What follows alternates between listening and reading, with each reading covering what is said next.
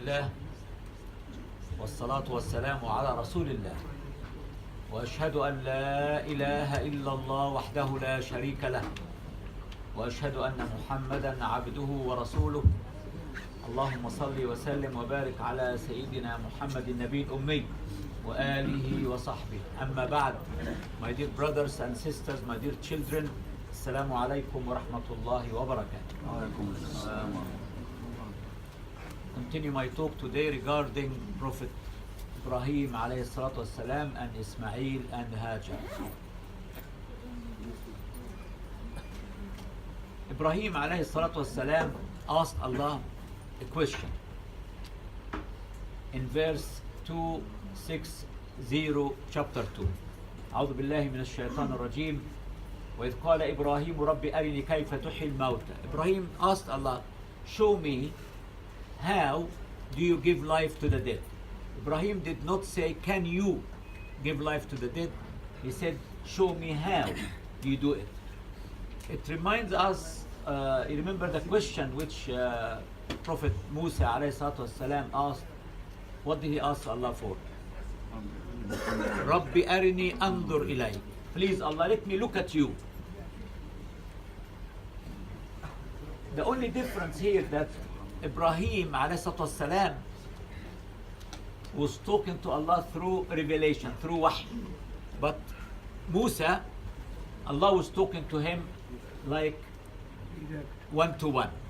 وَكَلَّمَ اللَّهُ مُوسَى تَكْلِيمًا. So the discussion or the conversation which took place between Musa and Allah subhanahu wa ta'ala was direct conversation, but what it was between Ibrahim alayhi salatu wasalam and Allah it was by wahy. So Allah said to Ibrahim, قال أولم تؤمن, haven't you believed? I mean, this is very interesting. Haven't you believed? Why are you asking such a question? Ibrahim said, قال بلى, of course I believe.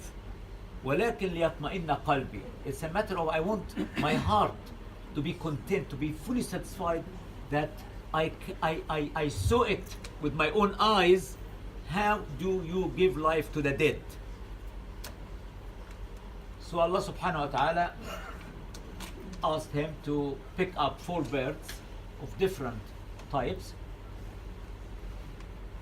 kill them, mince them, mix them, and then to put a lump on each mountain, 4 mountains, and just to put a lump of meat on each mountain. قال فخذ 4 من الطير فصرهن إليك ثم اجعل على كل جبل منهن جزءا ثم ادعهن يأتينك سعي. And then call them, they will come walking towards you. They will not come flying because they might be confused with other birds. They will come walking towards you. وَاعْلَمْ أَنَّ اللَّهَ عَزِيزٌ حَكِيمٌ. And be aware that Allah subhanahu wa ta'ala is exalted in might and He is the wise. Some people claim that this verse gives us the right to use animals and birds to experiment new medicines or some scientific applications. But the only difference here that these birds, after they've been killed, they came back to life again. So there is still a debate regarding the use of animals or birds to try new drugs or to carry out medical experiments. Ibrahim alayhi salatu wasalam left his people and his country after they tried to burn him alive and after the debate which he had with his king, and that was the first hijrah which happened in Islam, when Ibrahim alayhi salatu wasalam left his people, his country, and went all the way to the Holy Land, Al-Ard al-Mubaraka or Al-Ard al-Muqaddasa. In accordance with the tradition, there was a famine in the Holy Land, and Ibrahim alayhi salatu wasalam, we know also, that he married his cousin Sarah, and the only one who believed in him was Lut alayhi salatu wasalam, his nephew. These were the only people in that community at that time who believed. So he was living in the Holy Land with his wife Sarah, and there was a famine, and they left and they went to Egypt. And when they were in Egypt, the king of Egypt at that time gave them a lot of presents and gifts, and he gave Ibrahim alayhi salatu wassalam a maid. ما ملكت أيمانكم, what your right hand possesses. Hajar alayha salatu wassalam, the mother of the Arabs and the mother of Muhammad alayhi salatu wassalam. He descends all the way from Hajar. Now, if you read the Israelites, and if you go back to the Old Testament, they claim that Sarah was a Jew. And we mentioned a few weeks ago that neither Ibrahim nor any of his children, nor the 12 children of Yaqub, Bani Israel alayhim salatu wassalam, were Jews. And the same applies to Sarah, because they claim that Sarah was a Jew. According to the Israelites, again, when Ibrahim returned back to the Holy Land with his Hagar, and Hajar gave him a child, Sarah was so jealous. That's the side of the story. Sarah was so jealous of Hajar and the newborn child, Ismail alayhi salatu wasalam. She was so jealous. And she told Ibrahim, I can't stand this woman anymore and her child. Take them away from here. That's their story. That's their story. But I will give you our story. Can you move forward, please, everybody, please. This is merely to glorify their side from Ishaq alayhi salatu wasalam. In accordance with the Islamic tradition, Ibrahim alayhi salatu wasalam was commanded by Allah to take Hajar and her child to a place near the ruins of the Kaaba. We all know that the Kaaba was the very first house built on earth to worship Allah subhanahu wa ta'ala. إن أول بيت وضع للناس الذي ببكة مبارك. Allah confirms this. It was after that destroyed by the flood during the time of Noah, and there were only ruins at the time of Ibrahim, like when you go and visit any of the Roman ruins or the Egyptian ruins, and you can see the traces there of the foundation or some walls. It was the same. We all know that Ibrahim and Ismail alayhim salatu wassalam, they were acting, both of them, in accordance with divine instructions from Allah subhanahu wa ta'ala to whatever is going to happen later. So Ibrahim took his wife Hajar and took his little baby child Ismail. You can imagine how much love Ibrahim had in his heart for this beautiful young Egyptian wife and the newly born child. Ibrahim was old. I'll give you his exact age in a minute. Can you imagine how much love and how much he was attached to the wife and the child? Something we as human beings, we all experience in our life. The love we have for our wives, the love we have for our children, how much we are attached to them, and how could it be a disaster if anything happens to them. Ibrahim was a human being. He had this sort of love, but he had to submit his will to the will of Allah. He took his wife there in a place, in a valley where there was no vegetation, no water, nothing at all, and left them there.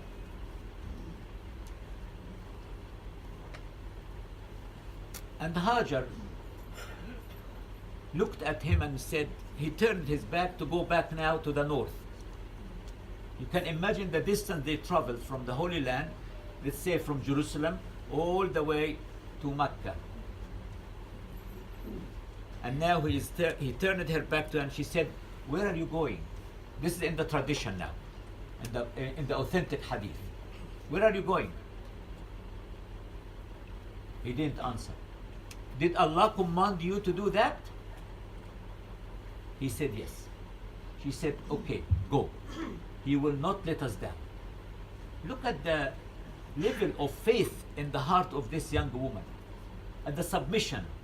She submitted her will fully, and she accepted the command of Allah that she and her child will be left in such a hot and barren place with no one at all around her.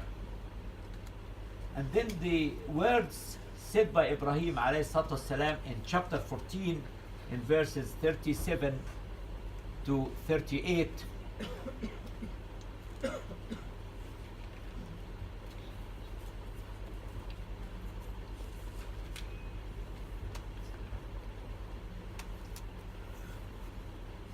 ربنا إني أسكنت من ذريتي بواد غير ذي زرع عند بيتك المحرم ربنا ليقيموا الصلاة فاجعل أفئدة من الناس تهوي إليهم وارزقهم من الثمرات لعلهم يشكرون.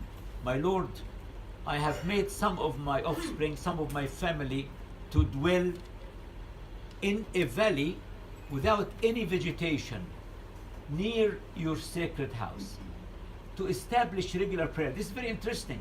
ربنا ليقيموا الصلاة, to establish regular prayers. فاجعل أفئدة من الناس تهوي إليهم. فؤاد in Arabic means hearts. It also means groups. Tahwi means to come down to them because they were in the valley. Or tahwi from hawa, which means love, to fall in love with them. Both expressions are accepted. وارزقهم من الثمرات لعلهم يشكرون, and give them or provide them with sustenance so they might give thanks, they might be grateful. So Hajar alayha salatu wasalam, she had a little amount of water, little amount of food, and she was breastfeeding her child. When the food and the drink finished, there was no milk to feed the child, and the child started to cry. She did not sit on her lap, or sorry, sit on and stretched her hands up there asking for help. She physically went out looking for help, and she started to run between two mountains, As-Safa and Al-Marwa, and she did this 7 times, looking for any help, looking for anyone to help her. And then she saw water springing out in front of her little boy. She went back to him and she started to build like a wall from the mud to contain the water, and she said zim, zim, zim. In Arabic, in Egypt, we call a water container, we call it zamzamiyya, zamzamiyya, from the word, in the verb zam, to contain the water, not to lose it. So Hajar alayha salatu wassalam heard a voice, and she said to herself, Sah, because she was gasping from the heat and from the rain. She said, Sah, and she heard a voice. It was a voice of an angel who said to her, don't you worry, this boy and his father will be rebuilding the house of Allah here, and Allah will never let you down. So from that moment, the spring of Zamzam was gushing out water until the day of judgment, inshallah. The water attracted certain birds who flew around the area and attracted certain tribes to come to live around that well there. Ibrahim alayhi salatu wasalam used to have regular visits to go to see his wife and his son. There was an occasion when Ibrahim alayhi salatu wasalam saw a vision, and he had to consent, to seek the of his son regarding what was in the vision.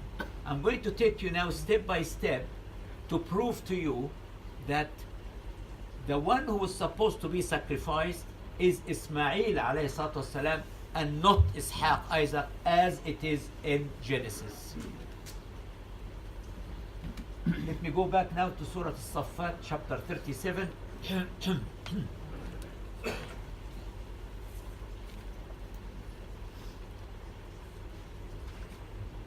When Ibrahim alayhi salatu wasalam left his country, the invocation, subhanallah, the invocation the invocation he said was, Rabbi habli min as-salihin. My Lord, grant me a righteous child. So Allah gave him the glad tidings that he is going to have غلام حليم. فبشرناه بغلام حليم. We gave him the good news of a forbearing son.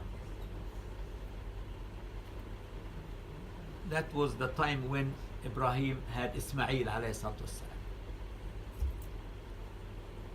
In the sequence of the verses in Surah As-Saffat, when Allah is telling us about the story of the sacrifice, there is no name given to the child. We don't know. The Quran didn't say that that child we asked Ibrahim to sacrifice was called Ismail. It doesn't.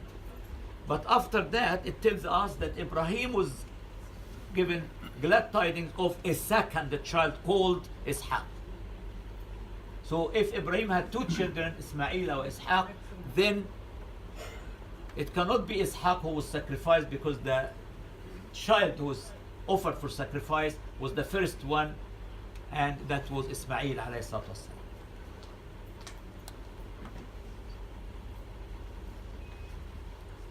فبشرناه بغلام حليم فلما بلغ معه السعي. When this boy started or reached the age of consent,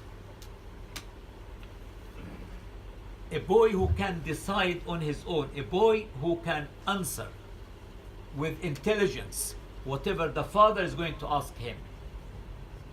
Ibrahim alayhi salatu wasalam saw a dream, a vision, that he was commanded by Allah to slaughter, to kill, to slay his own son at that time, his own son.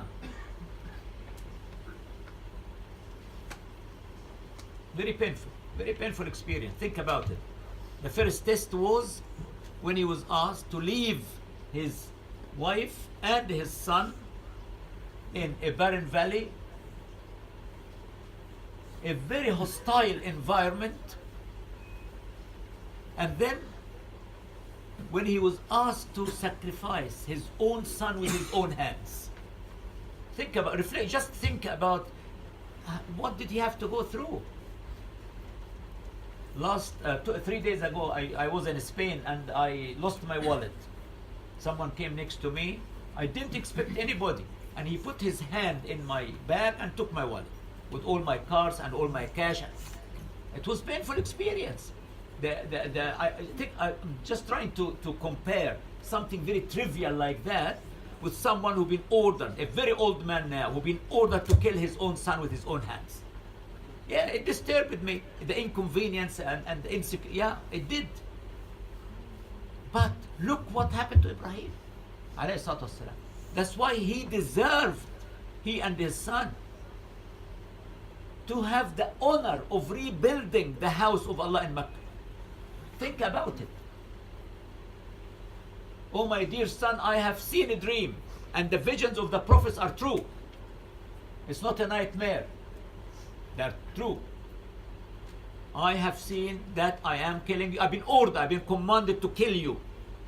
So the son said, oh father, I'm going to dial 999. I will report you to social security or social services. I report you to the police. You are mad, you are crazy. No. No.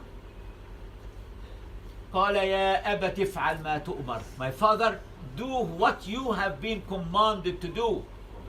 SubhanAllah. Look at the submission. You say to your son, be careful when you cross the road, and he says, oh, I know. Our children, they know everything, as you know. So Ibrahim is saying to his son, I'm going to kill you, and he's do it. I'm happy. I'll accept it. ستجدني إن شاء الله من الصابرين. You will find me inshallah so patient. I'm going to persevere patiently. I mean, goodness, it makes it up. My stomach actually goes like that when I just reflect on the conversation before starting anything.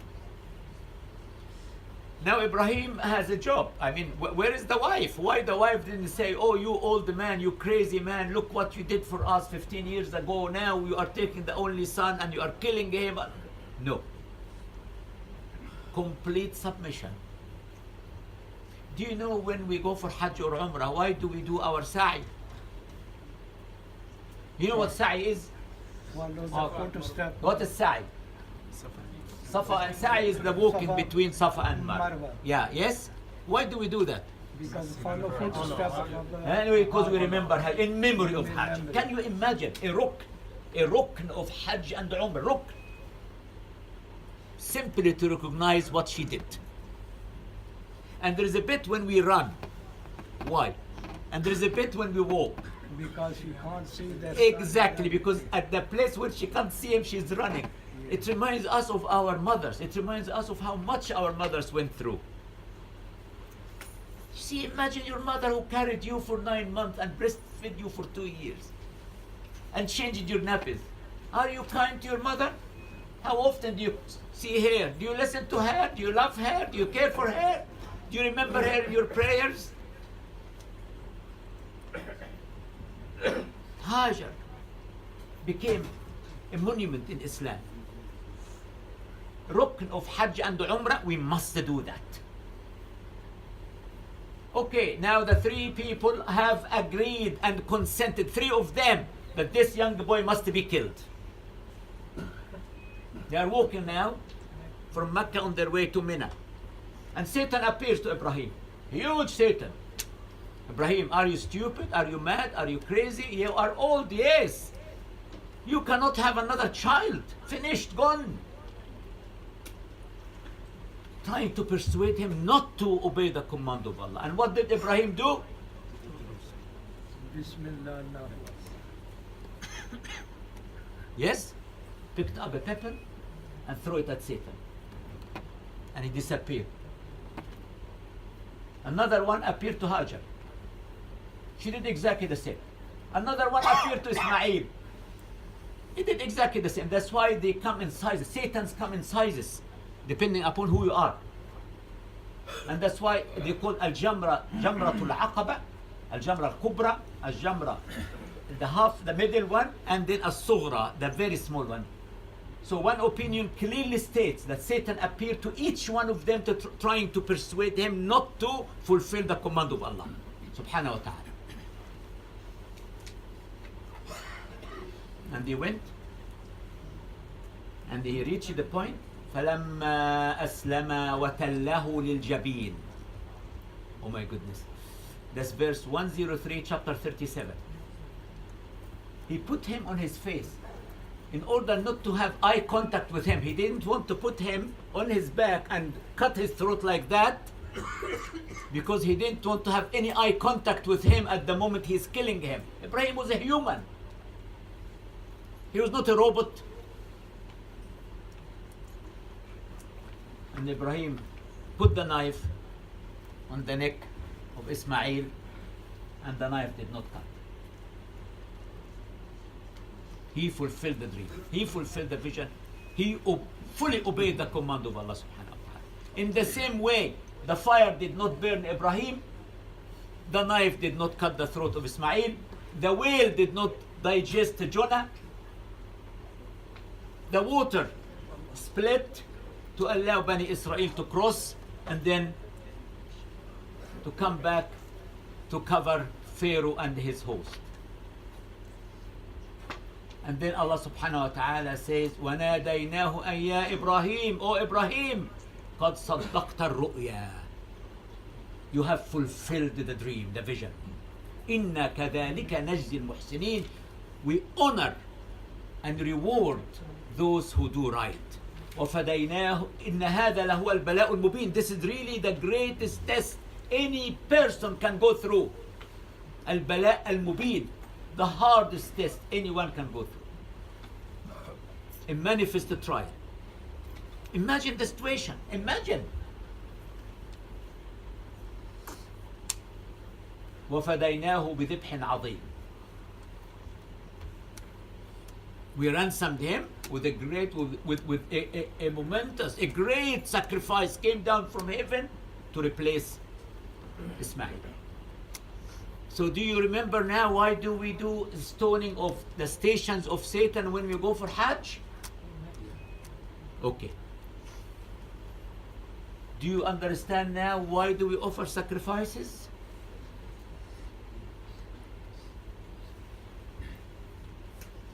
وَتَرَكْنَا عَلَيْهِ فِي الْآخِرِينَ, and we left for him among the generations to come in later times. سَلَامٌ عَلَى إِبْرَاهِيمَ. Allah says that. سَلَامٌ عَلَى, peace be on Ibrahim عليه الصلاة والسلام. كَذَلِكَ نَجْزِي الْمُحْسِنِينَ. We reward those who do good in this way. إِنَّهُ مِنْ عِبَادِنَا الْمُؤْمِنِينَ. He is one of our believing servants. Then we start now a new section regarding the next child. وَبَشَّرْنَاهُ بِإِسْحَاقَ نَبِيًّا مِنَ الصَّالِحِينَ. So at the, from the beginning, let me give you the verses. Starting from verse 100 until verse 111. Allah is only talking about the first son, without a name mentioned, and we know he was Ismail. Then from verse 112, Allah now is talking about Ishaq, Isaac. So let me read from Genesis now, what they say there and what we are saying.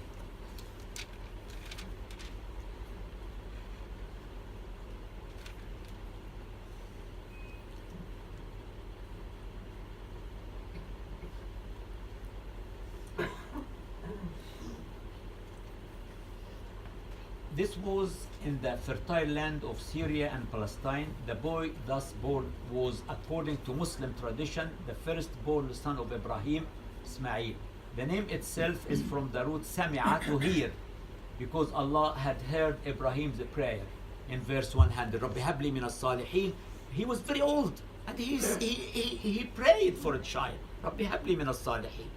We know that his first wife Sarah was barren, aqir. Aqim. Sarah was Aqim all her life, and when she had that child, when she had the good news regarding her child, it was when 3 angels were on their way to Lut's village to destroy them because of committing homosexuality. They stopped at Ibrahim's station or town or house or tent. And the angels gave glad tidings to Sarah. They told her she is going to have a son called Ishaq, وَمِنْ وَرَاءِ إِسْحَاقِ يَعْقُوب, and a grandson called Yaqub, Jacob. And she wondered, فَصَقَّتْ وَجْهَهَا وَقَالَتْ عَجُوزٌ عَقِيمٌ. She said, how can I have a child when I'm so old and I have been barren all my life? So the angels gave her the glad tidings of having a son called Ishaq, and after Ishaq she's going to have a grandchild called Yaqub. So how can Allah ask Ibrahim to kill Ishaq if she has already been told she's going to have a grandson called Yaqub from him? So this was in the fertile land of Syria and Palestine. The boy thus born was, according to Muslim tradition, the firstborn son of Ibrahim, Ismail. The name itself is from the root sami'a, to hear, because Allah had heard Ibrahim's prayer. Verse 100. Ibrahim's age when Ismail was born was 86 years. This is in Genesis chapter 16, verse 16. In their books, chapter 16, verse 16. The boy's character was to be Halim, forbearing. This title is also applied to Ibrahim, alayhi salatu wassalam. It refers to the patient way in which both father and son cheerfully offer to suffer any self-sacrifice in order to obey the command of Allah. The sacrifice was demanded of both Ibrahim and Ismail. It was a trial of the will of the Father and the Son. By way of trial, the Father had the command conveyed to him in a vision. He consulted the Son. The Son readily consented and offered to stand true to his promise if his self-sacrifice was really required.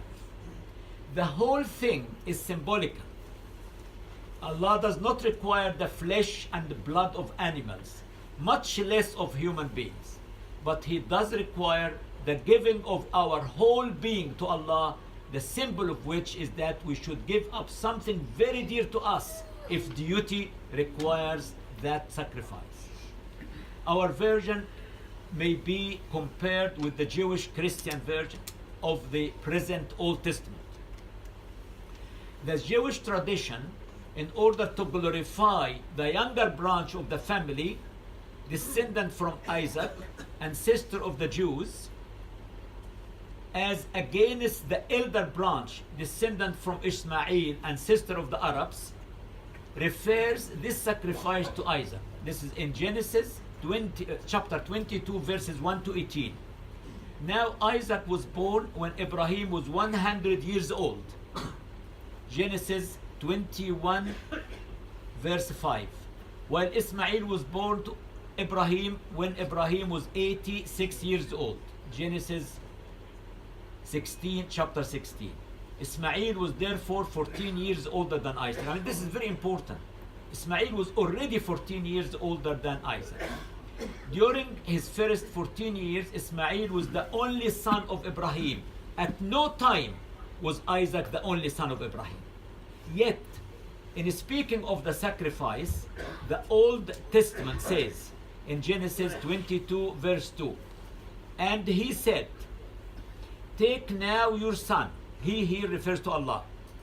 And he said, take now your son, thine only son Isaac, whom you love, and get thee into the land of Moriah, and offer him there for a burnt offering. This slip shows at any rate which was the older version and how it was overlaid like the present Jewish records in the interest of a tribal religion. The land of Moriah is not clear. It was 3 days journey from Abraham's place, Genesis 22 verse 4. There is less warrant for identifying it with the hill of Moriah on which Jerusalem was afterwards built than with the hill of Marwa, which is identified with the Arab tradition about Ismail. In the biblical version, Isaac's consent is not taken. In fact, Isaac asked, where is the lamb for sacrifice? And is told that God would provide it. It is a complete human sacrifice like those of Moloch. In our version, it is as much a sacrifice by the will of Ismail as by that of Ibrahim alayhim salatu wassalam. So please, you will always have people arguing with you regarding who was to be sacrificed. And they will say to you, show me in the Quran, prove to me that it was Ismail. And the proof is actually in Surah As-Saffat chapter 37. Allah was talking from verse 100 to 111 about a son without mentioning the name. And then after that he says, and after that we gave Ibrahim the glad tidings of a son called Ishaq. It's very clear, very clear. But we need to read, to learn, to be able to respond back to the people who question this sort of, I would say, areas where the Jews will try to prove the sacrifice was for Ishaq and not Ismail. Next week, inshallah, I'll continue the talk regarding the physical reconstruction of the Kaaba and what prayers Ibrahim and Ismail were saying while we're going around the Kaaba. Why do we do our tawaf when we go for Hajj? And few